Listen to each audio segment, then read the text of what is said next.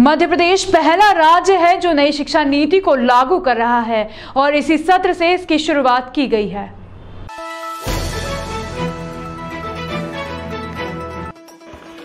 प्रदेश भर में 5 लाख एडमिशन हुए हैं जो नई शिक्षा नीति के अंतर्गत पढ़ाई करेंगे।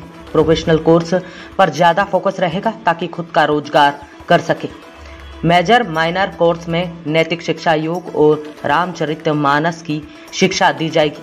पहली बार एनसीसी, एनएसएस और स्पोर्ट्स सभी के मार्क विद्यार्थियों को मिलेंगे। इससे छात्रों को गुणात्मक और शैक्षणिक व्यक्तित्व को सुधारने में मदद मिलेगी। मध्य प्रदेश इसमें मॉडल के रूप में काम करेगा। साइंस कॉलेज में 1000 की संख्या वाला सभागृह बनेगा। कुछ डिपार्टमेंट बंद होंगे जो पहले बहुत प्रभावी थे और अब उनमें एडमिशन की संख्या न्यूनतम है। मंत्री मोहन यादव ने मीडिया से चर्चा में कहा कि भारत की राष्ट्रीय शिक्षा नीति भारत के स्वाभिमान, सम्मान और अभिमान की परिचारक है।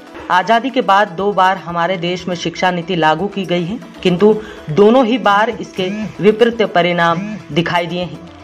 अतः सन 2020 में देश में गहन विचार विमर्श करके हमारी ऋषि परंपरा को प्रकट करने वाली शिक्षा नीति लागू की गई है। कई सुझाव और लंबे चिंतन के बाद नई शिक्षा नीति लागू की गई है। नई शिक्षा नीति लागू कर मध्य प्रदेश का मॉडल पूरे देश के लिए प्रेरणा बनेगा।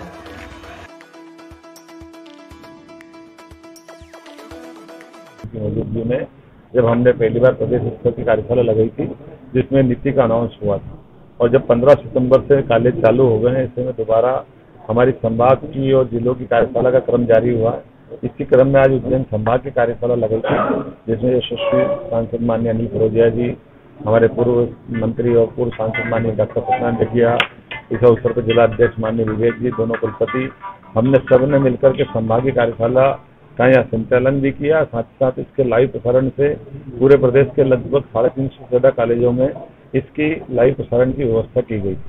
उम्मीद कर रहे हैं कि जैसा नया सत्र चालू हुआ, यद्यपि हमारे सामने दोहरी चुनौती है।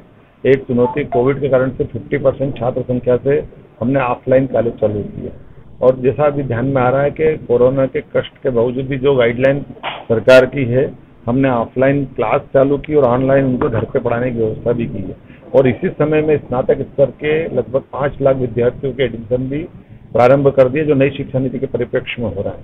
नई शिक्षा नीति में बहुसंकाय व्यवस्था है जिसमें BA, BCom, BSc के रेगुलर कोर्स के साथ साथ वो अपने चॉइस के कोर्स भी ले सकते हैं। कई प्रोफेशनल कोर्स भी है जिनके माध्यम से उनको रोजगार की संभावना भी रहेगी। साथ ही साथ इसमें मेजर, माइनर और अपने लिए ऑप्शनल कोर्स में जो उसकी इच्छा होगी वो नैतिक शिक्षा, योग की शिक्षा, रामचरितमानस की शिक्षा, जो भी पाठ्यक्रम में पढ़ना चाहे उसको उसी बात की गुंजाइश भी है।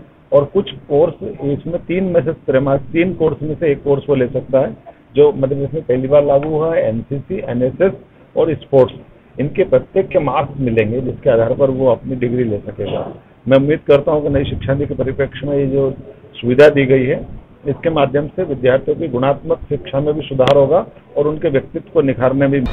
यह थी शहर की प्रमुख गतिविधियां। इस अंक में फिलहाल इतना ही। अगले अंक में फिर मुलाकात होगी, तब तक के लिए नमस्कार।